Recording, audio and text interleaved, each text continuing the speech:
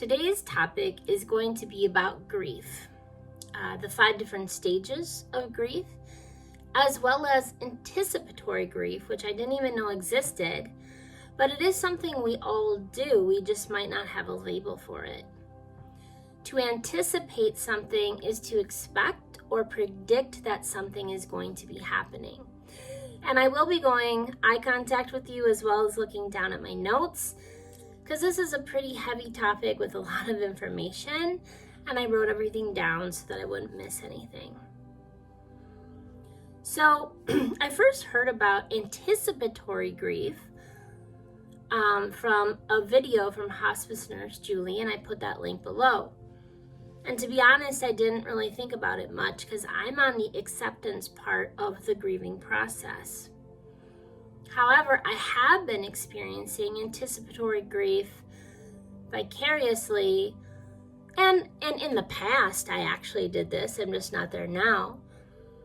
But everyone's in different stages of the grief process when you are expecting or you know something will happen, such as the passing of a loved one when they might be diagnosed with a terminal illness.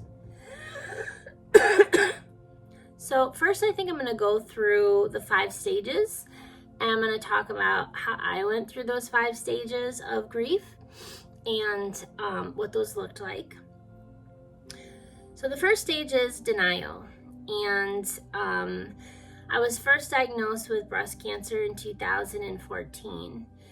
And not necessarily that I denied that I had cancer, but so many times when you are diagnosed and the doctors and everything are talking to you, they're always talking about the cure. You'll be cured, right? You go through the chemo, you go through the radiation, you go through the mastectomy, and voila, you're cured. In some aspects, I do believe that is denial. Because one of the things that they don't really talk about is how often it recurs. It metastasizes to other places in the body. Now, I'm not saying that they didn't mention this during this time. They did. But did I hear it? Probably not as much as I wanted to hear. You're going to go through this and you'll never have to worry about it again.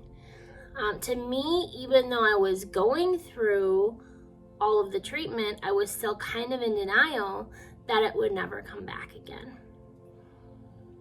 Then from like 2014, the end, so probably going closer to 2015 to 2018, after I did go through all the treatment, the chemotherapy, the radiation, the double mastectomy, and I lost everything that I thought made me me, that made me a woman. I lost my hair, I lost my beauty, I lost half of my sexual experience. I was angry. So that's the second phase of grief. And I took it out on my hair. If you ever go back to videos from like 2014 to 2018, I basically just gave myself a buzz cut almost all the time. I actually did started growing it out a little bit in 2014, but then what triggered my trauma, because I didn't just experience medical trauma when I was a child, but also going through the cancer treatment is medical trauma, and I don't think that's something that anybody really talks about. So I was angry that I had to go through all of that, and I took it out on my hair. So a lot of people would ask me, when are you going to grow your hair back? And in me, it was kind of like what I was hearing is I'm uncomfortable with the way you look around me because they're probably scared that it could happen to them too. And they don't want to think about that. And that also made me angry, rather than sympathizing with me. Now that I'm on the other side of acceptance, I can see other people's viewpoints, but during that time, I was angry. And I'd be like, oh, does my appearance make you uncomfortable? Well, too bad. And then I just shave off my hair again. And I started that also with the trauma because I remember I was growing my hair back and a little girl said to me that her mom was going through breast cancer. The other reason why I shaved my hair is I didn't want to forget and I didn't want to leave people alone who were also going through that trauma as well.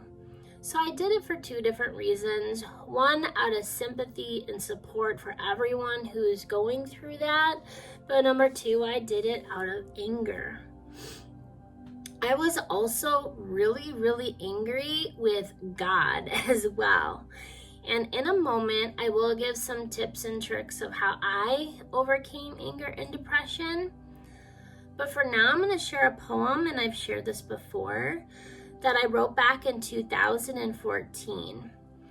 For you see, I began to learn it wasn't God who hurt me, it was other people, and it was myself. So really, I needed to be angry, not necessarily at God, but at other people and myself. So this one's called The Spirit of Love because I also believe the antidote to almost everything is love. And I know that sounds very cliche, but in my experience, it's also very true. Spirit of Love.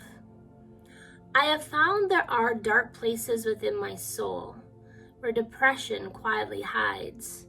It's because I've kept it hidden, locked behind closed doors.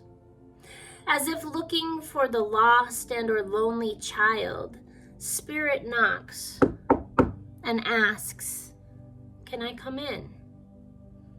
Others have hurt me, I reply. What makes you so special? I just want to keep you company. I'll be quiet. You might not even know I'm here. So I open the door, light streams in and chases out dark shadows. That's a neat trick, I say. I try, Spirit replies. Peace begins to fill the void, and I feel like a child swaddled and held. So, the first stage was denial, the second stage is anger, and the third stage is bargaining. If I just do these different treatments when the cancer comes back, more radiation, estrogen reduction therapy, if I just do those, then I will be cured. I'm still bargaining at stopping the sickness. So then the next stage is depression. You kind of experience that depression when you realize that you can keep doing treatments and you can keep fighting for a very long time, but you're still fighting. And to be honest, I think I had depression way before I had cancer. There are some theories out there that if you have dis-ease within your soul, then dis-ease, cancer, diabetes, etc., will show up in your body. And there's also medical documentation that those who went through 6 adverse effects or more are 2 to 3 times more likely to experience depression and develop disease, and on average die 20 years earlier than those who have not faced adverse effects. So I got that information from learning about how trauma, specifically childhood trauma, but I think we can talk about these ACEs, these adverse childhood effects. I think we should just call them adverse effects because they don't just happen in childhood. They can also pop up in adulthood as well.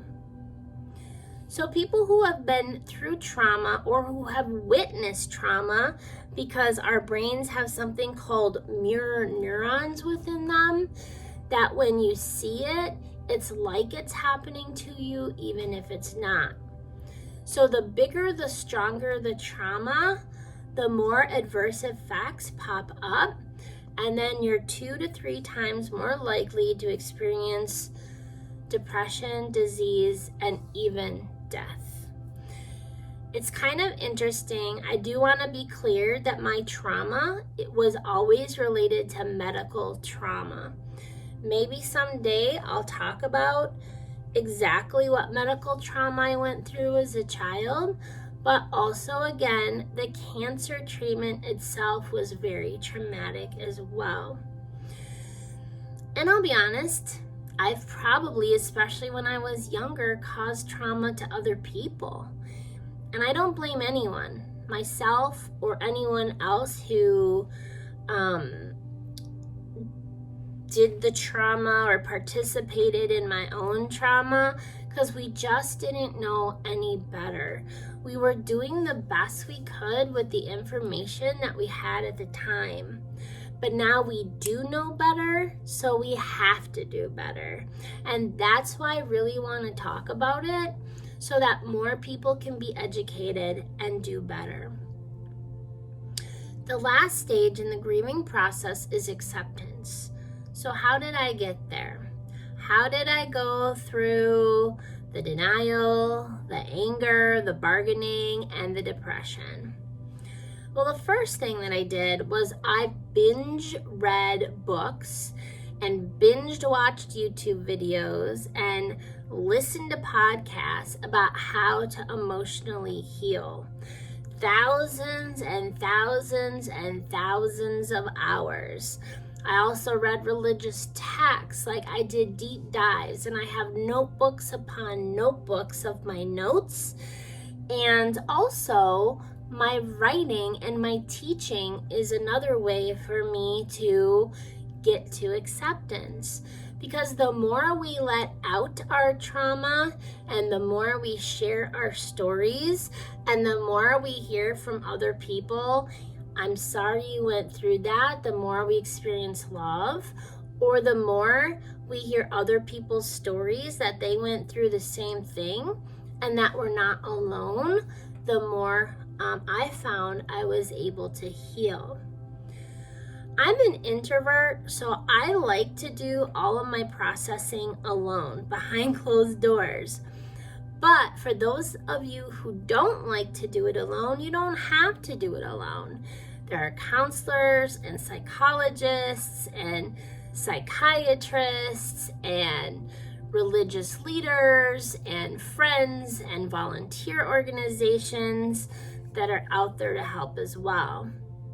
The top 3 strategies that I learned for getting through anything, whether it's anger, depression, low self-esteem, jealousy, anything like that, is number 1, I didn't used to do this. I used to, like many of, especially the older generations, bottle it up until I would just explode. And that's not the best way to do it. So now, whatever emotion I'm feeling, I let come up and out. Emotions are literally waves. And it's really hard to stop a wave. Okay, just try it. It doesn't work very well. Well, the same thing is true within our body.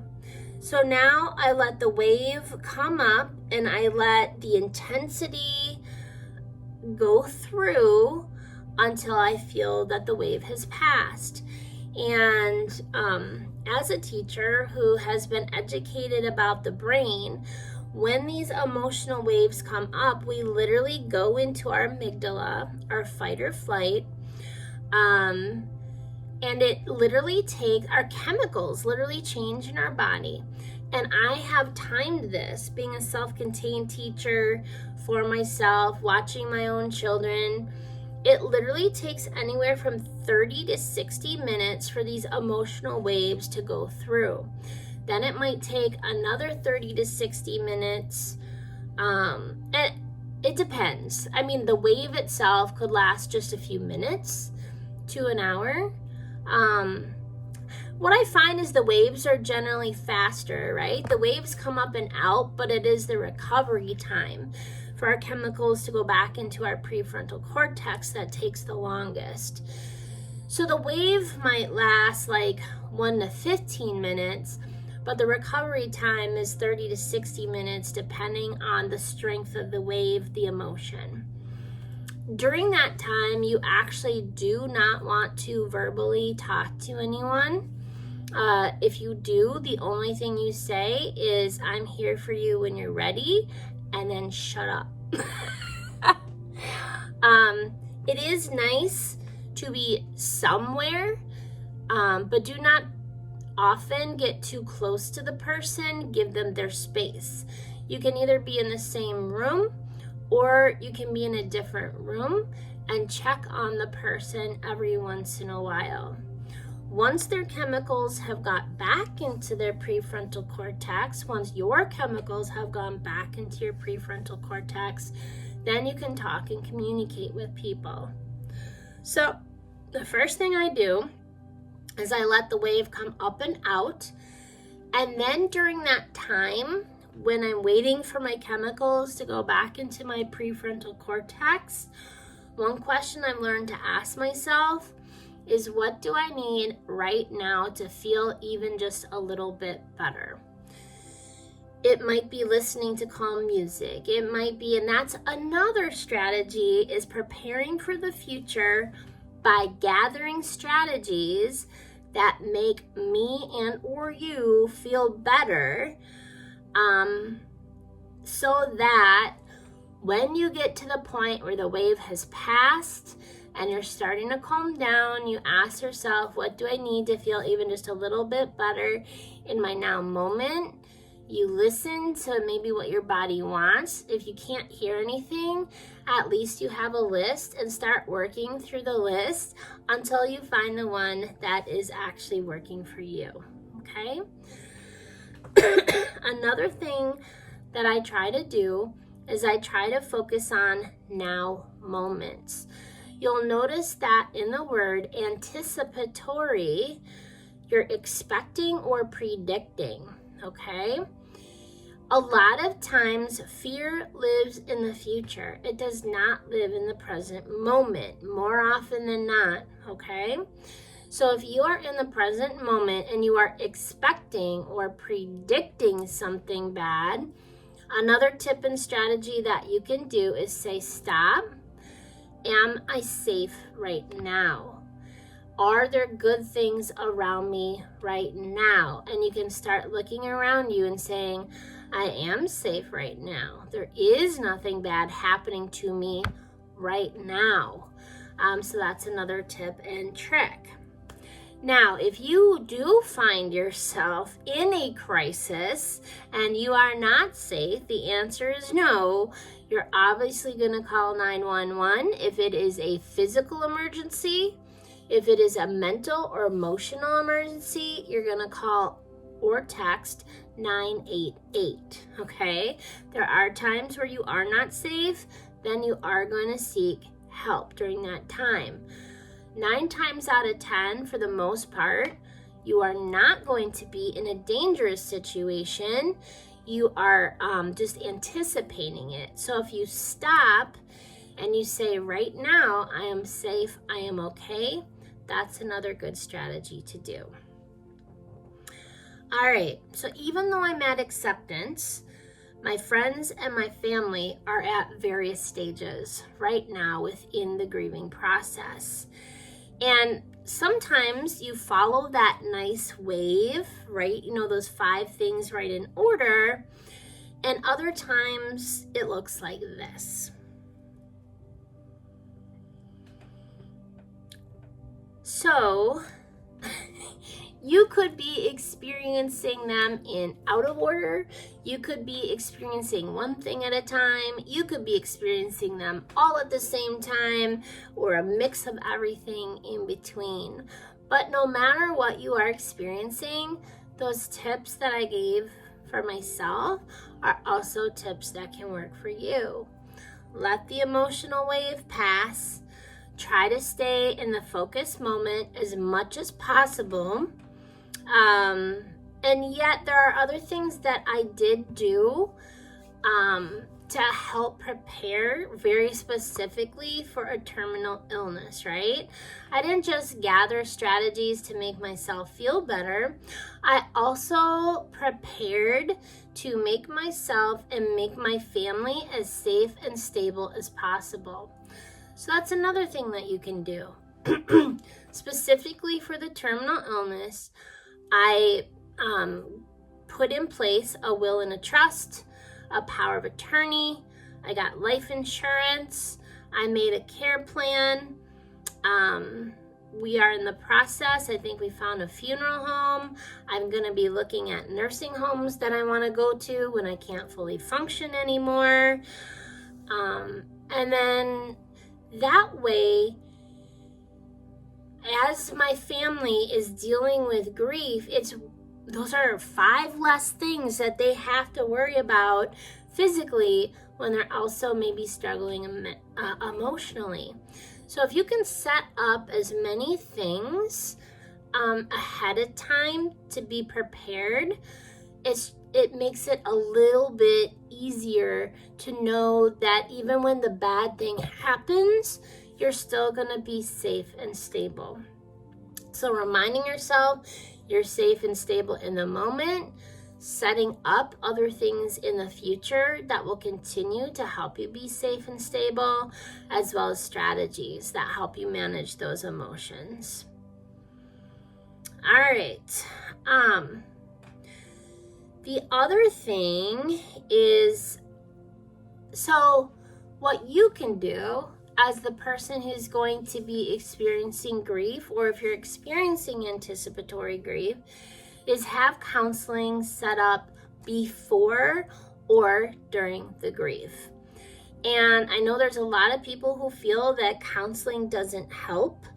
And so at the very, very least, tell people why you are having a bad day, and if you can, what you need from them, whether it is space or whatever. Because more often than not, if you tell people why you're having a bad day, they're going to show you more empathy. They're going to give you space. But if you don't communicate, people are just going to think you're a bitch and an asshole, and it's just going to make the situation worse. So clear communication can help people give you empathy in the moment that you need it. And again, just also think about how you will want to be treated in the moments when you're having a bad day. For example, I talked to my son about talking to his teachers or coaches. Also, I was talking with my friend last night, and she let me know that she wanted to be on my direct phone call contact list when I passed. She did not want to hear it from Facebook, which was great because I didn't know that she would want that direct phone call. I just assumed she'd find out through the Facebook post or whatever. So I know now, and now I can add her to my direct phone call contact list because she was very direct and clear what she would need to feel better when things happened.